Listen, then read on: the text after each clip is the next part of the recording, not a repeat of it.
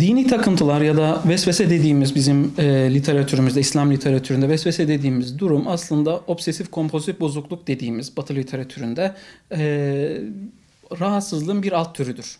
Birçok alt türü vardır. İşte temizlik, kontrol etme, ahlak ve benzeri gibi dini takıntılar da bu türdendir.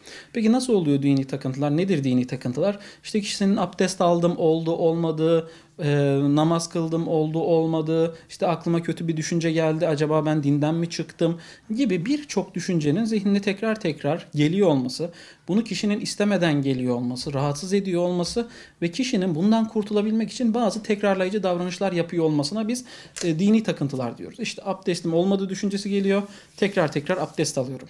İşte Allah'a dair işte bir düşünce geliyor.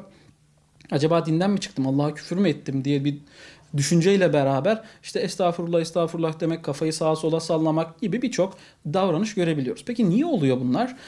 Aslında baktığımızda bu dini takıntıların altında yatan temel birkaç unsur var. Birincisi genetik altyapı. Genetik altyapısı olmayan kişilerde çok da kolay bir şekilde görmüyoruz. Ama altyapı varsa çok hızlı bir şekilde ortaya çıkabiliyor. İkincisi biyolojik etkenler. İşte o dönemki serotonin, dopamin gibi hormon seviyesinin yükselmesi, azalması buna etki edebiliyor.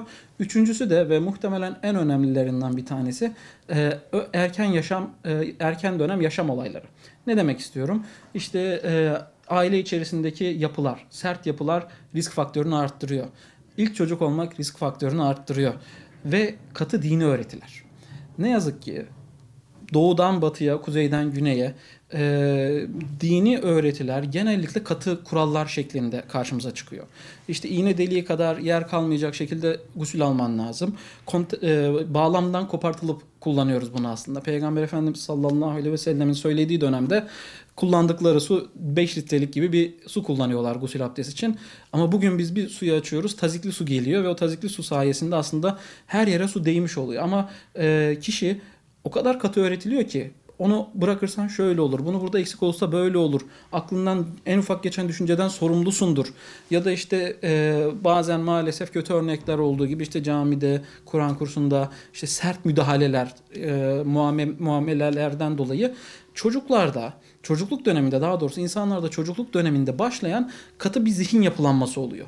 Allah işte korkutucudur, cezalandırıcıdır, işte cehenneme atar, taş eder ve benzeri bir sürü öğretiyle karşılaşıyoruz. Bu öğretilerden dolayı bir dönemde hayatlarında bir olaydan sonra kişilerde kırılma yaşanıyor. Ergenlik döneminde de başlayabiliyor bu. Daha geç dönemde de başlayabiliyor. Bundan kurtulabilmek için önce yapmamız gereken şey aslında bunun farkına varmamız lazım. Ya ben şu an abdest alıyorum ve bunda zorlanıyorum. Bu doğal mı? Bu normal mi? Zorlanmam gerekiyor mu? Ya da işte namaz kılıyorum, ya ben namaz kılarken zorlanıyorum ve canım yanıyor. Bu doğal mı? Namaz böyle bir şey mi? Bu soruyu sormak lazım aslında. Soruyu sorduğumuzda şunu görüyoruz, fark ediyoruz. Aslında din böyle bir şey değil. Böyle olmaması lazım. İşte orada tam da farkındalık ortaya çıkıyor. Niye? Çünkü bunu bana yapan şey din değil. Çünkü Allah bana kaldırabileceğimden daha fazla bir yük vermeyeceğini söylüyor. O zaman burada işte takıntılar devreye giriyor. Nedir bu takıntılar? Nasıl oluşuyor? Zihnimize gelen otomatik düşünceler bunlar. Aslında hepimizin zihnine günde 6.000 tane düşünce geliyor. Bunlar rastgele düşünceler. Ben bunlardan birine takılıp kalıyorum, ondan çıkamıyorum. Buna etki eden sebeplerden bir tanesi de işte kendi kültürümüzde, inanç sistemimizde bildiğimiz şeytanın vesvese vermesi. Şeytanın amacı bizi doğru yoldan çıkartmaksa bizim yumuşak karınlarımızı bulup orayı kullanması gerekecek.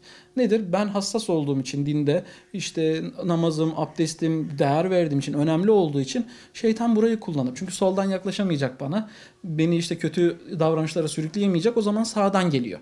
Niye sağdan geliyor? Beni o istediğim yerden uzaklaştırabilmek için. Peki ne yapmam gerekiyor? Öncelikle bunun farkına vardım.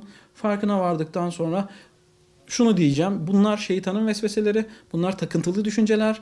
Dinin bana söylediği şeyler bunlar değil. O yüzden ben bunları yapmak zorunda değilim. Abdestimi tekrar almak zorunda değilim. İşte namazı tekrar kılmak zorunda değilim. İşte tövbe istiğfar etmek zorunda değilim şu an. Çünkü bu düşünce bana ait değil. İkincisi, bu düşüncelerin yerine başka bir düşünce bulacağım. Ne diyeceğim? Ya şeytan bana bu düşünceyi veriyorsa benim aksi bir şey bulmam lazım. Çünkü şeytan Allah'ın işte gazap sıfatını kullanıyor. Bak seni işte cezalandırır. Halbuki Allah bizi en çok merhametinden, rahmetinden, sevgisinden bahsediyor. Kur'an'ın başlangıç kısmına baktığımızda Rahman ve Rahim olan Allah diye başlıyor. İşte gazap eden Allah diye başlamıyor. Biz bunu unutuyoruz. Rahman ve Rahim olarak başlıyor. Nas suresinde de Felak ve Nas suresinde de ona sığınmamızı söylüyor aslında. Baktığımızda koruyucu, affedici, merhamet edici ve koruyucu bir yaratandan bahsediyoruz. Ama şeytan işte bizim bu erken dönemki sert öğretileri kullanarak bize işte azap edici, ne bileyim öfkeli bir Allah tablosu çıkartıyor. Bu düşünceyi yerine koymamız lazım. Allah çok affedicidir. Önemli olan benim buradaki niyetim. Çünkü şunu düşünmemiz lazım. Ben niye abdest alıyorum? Kimse görmüyor beni. Ben niye namaz kılıyorum? Kimse görmüyor beni. Ben niye oruç tutuyorum? Kimse görmüyor beni. İşte Ahmet, Mehmet, Ayşe, Fatma görsün diye yapmıyorum. Allah rızası için yapıyorum. O zaman niye bilerek hata yapayım ki? Bu düşünceyle abdest aldım. Oldu. Eksik bir yer varsa Allah kabul edicidir, Allah affedicidir, hataları gizleyicidir deyip devam etmek. Tabii bu rahatsızlığı olan kişi için geçerli. Takıntı hastalığı olan kişi bunu kullanma ehliyetine sahip. Çünkü bunu bir yandan da şeytan şuradan da kullansın istemiyoruz. Bu sıkıntısı olmayan da gevşekliğe götürsün istemiyoruz. Ama bu kadar katı, bu kadar zorlanıyorsam bunu kullanabilirim. Bu ruhsat benim elimde bulunuyor.